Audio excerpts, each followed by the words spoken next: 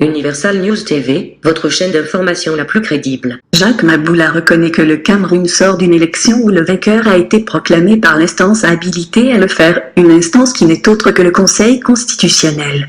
Mais Maurice Kamto va s'engager dans la voie de la défiance des institutions républicaines, précise Jacques Maboula.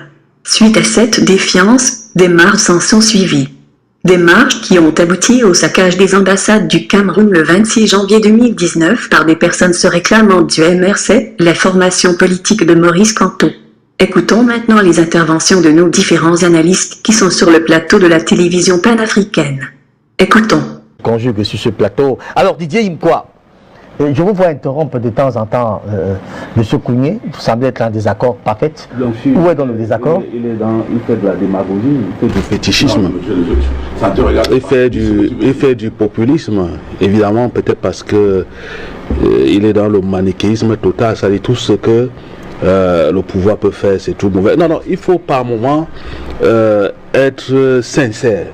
Il faut être sincère. Lorsqu'un travail est bon, il faut dire que c'est bon. Éviter la soupçonnite, vous comprenez.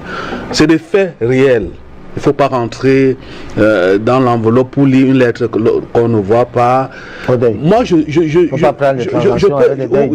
voilà des choses comme ça là qui relèvent de l'imbécilisation. Moi, je dis ceci.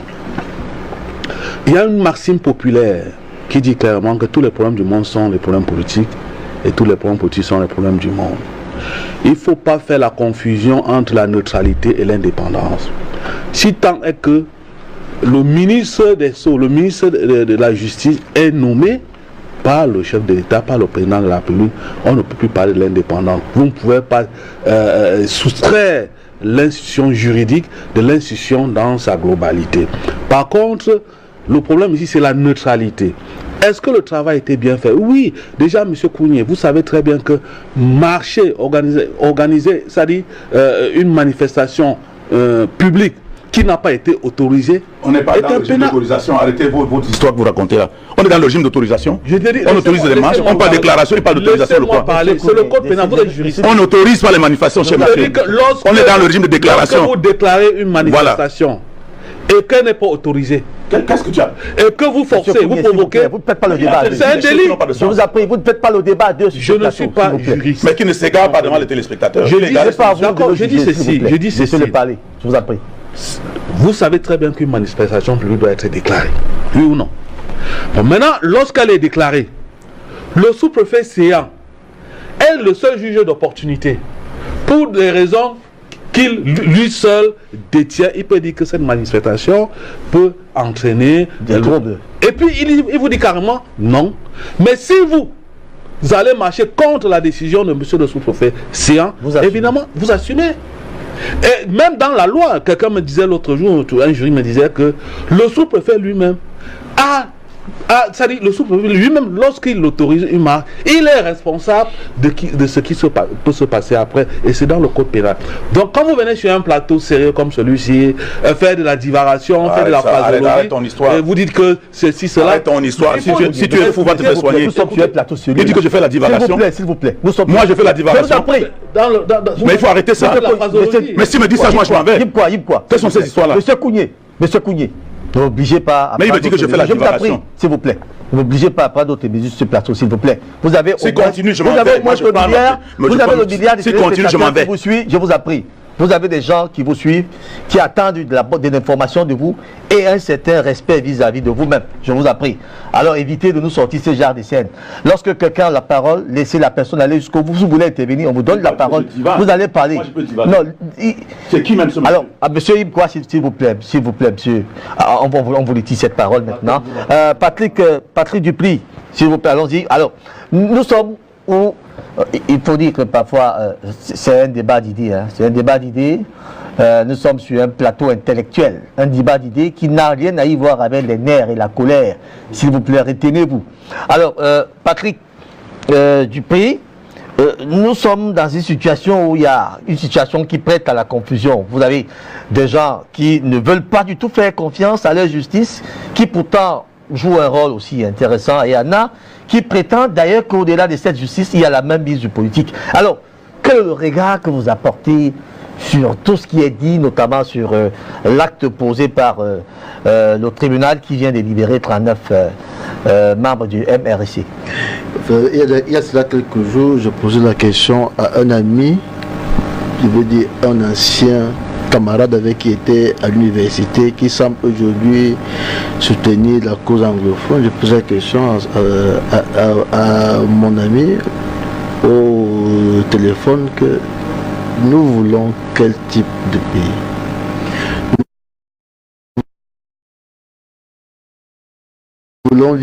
Nous souhaitons vivre dans un pays où le fait que je ne sois pas d'accord avec ceux qui gouvernent, aujourd'hui c'est le RDPC, demain ça sera X parti, X parti.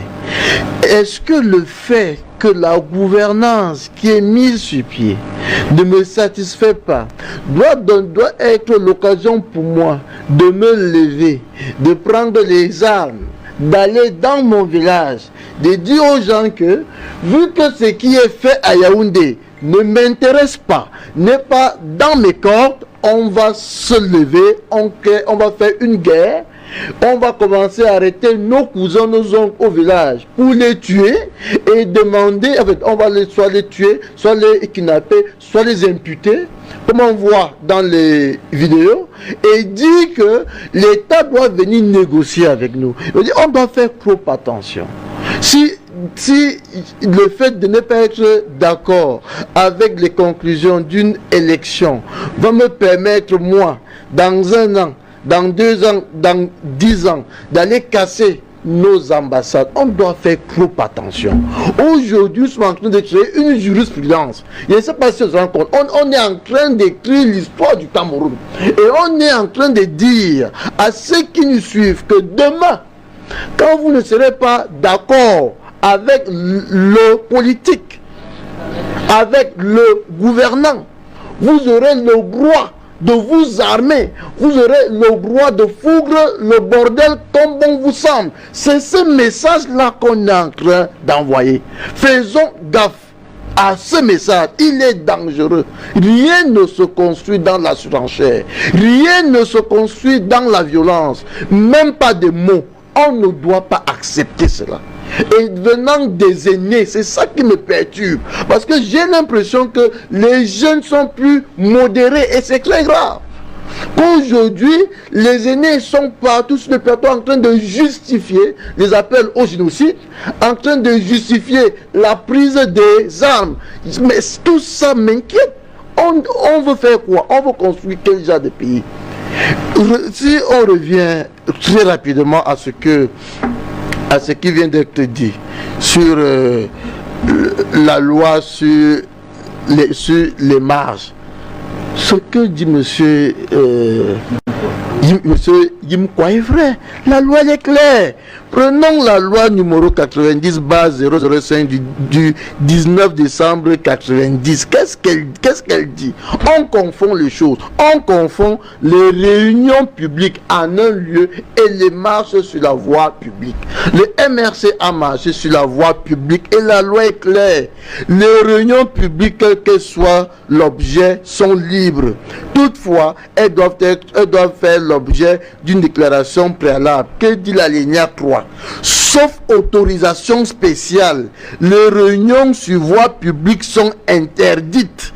Et la loi va plus loin. Dans son article 3 et son article 6, sont soumis à obligation de déclaration préalable tous les cortèges, des défilés, marches et rassemblements de personnes, d'une manière générale, toutes les manifestations sur les voies publiques. Il faut qu'il y ait une autorisation, une autorisation spéciale pour faire une réunion sur la voie publique. Si c'est dans une maison du parti, et chez un militant, c'est libre. On fait ce que l'on veut. Il y a eu violation de la loi. Reconnaissons-le. Maintenant, vous parlez, quelles sont les preuves? Je vous en prie.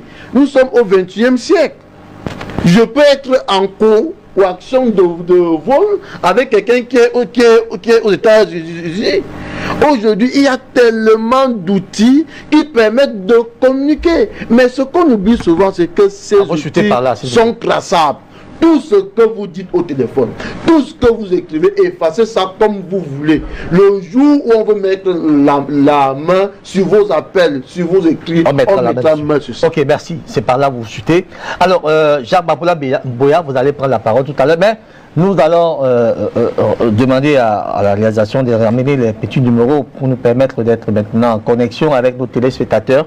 Nous allons ouvrir cette seconde vague aussi d'appels, d'autant plus qu'il nous reste quelques temps pour sortir de ce plateau. Alors, Jacques Bapoula Boya, au vu de tout ce qui s'est dit, quelle est l'analyse du politique que vous êtes? Écoutez, nous sortons d'une élection où un président a été proclamé par le Conseil constitutionnel. Et on a 5 autres candidats, je crois, à l'élection qui choisissent de se taire et un autre qui dit « je suis le gagnant ». Naturellement, c'est une défiance aux institutions. Je l'ai dit depuis le premier jour. Suite à cette défiance des institutions, il s'en est suivi des marches. Et je dis, quand on commence une résistance face à un système qui a un nombre de leviers pour remédier à tout dysfonctionnement dans un contexte de crise, il faut s'attendre aux conséquences. Et je crois que Maurice Kamto a fait le choix de ce rapport de force et il en paye le prix aujourd'hui. Donc, que suite à cette arrestation et d'autres dérives soient constatées, je ne suis pas le directeur des renseignements généraux, mais l'État du Cameroun fait des rapprochements. On a les casses des ambassades, ensuite on a les brigades anti-Sartina qui se mettent en place et tout. Donc l'État du Cameroun analyse son niveau sécuritaire et politique. Et je le dis encore, il ne faudrait pas faire du cynisme dans cette analyse. Cette analyse a une dose de cynisme parce que vous avez fait intervenir un nombre d'intervenants sur l'histoire, des rapprochements aux faciès et tout ça. Le Cameroun traverse une crise sérieuse. La réaction du gouvernement est une chose, celle de la justice une autre. Mais la responsabilité morale du commencement de cette crise repose sur un homme qui s'appelle le professeur Maurice Kamto. Il a choisi une méthode de lutte. Alors, permettez. Allez-y rapidement, nous avons des appels. Ils sont priorité à cette. Oui, je sais. Vous avez 30 secondes. Chutez, s'il vous plaît. Et je vous dis encore, il a choisi une méthode de lutte. Il en paye le prix. Ça n'a rien à voir avec une appartenance ethnique, encore moins avec l'histoire. C'est un fait récent. Et ce glissement est dangereux parce que ça risque de nous pousser vers une implosion tribale qui est grave. Et il n'y a pas de procès politique. En tant que politique, je ne voudrais pas passer sans dire un mot là-dessus parce que c'est dangereux de vouloir manipuler l'opinion. Et c'est ce qu'on a essayé de faire aujourd'hui. Maurice Kamto a donc choisi la voie de la défiance des institutions républicaines et il en paie le prix aujourd'hui. La réaction du gouvernement est une chose, celle de la justice en est une autre. Mais la responsabilité morale du commencement de cette crise repose sur un homme qui s'appelle Maurice Kamto. L'attaque des ambassades du Cameroun en France et en Allemagne engage donc et sans équivoque toute la responsabilité de Maurice Kamto. Voilà, du moins, l'essentiel à retenir de toutes ces différentes analyses. Ici, Daniel Sophie, pour Universal News Télé. Merci de suivre Universal News TV sur YouTube. Nous vous rassurons que les informations que nous diffusons au quotidien sont suffisamment crédibles. Alors, n'hésitez pas à liker la vidéo si elle vous plaît, et si vous êtes nouveau sur la chaîne. N'oubliez pas de vous abonner et d'activer la cloche de notification pour ne pas rater nos prochaines vidéos.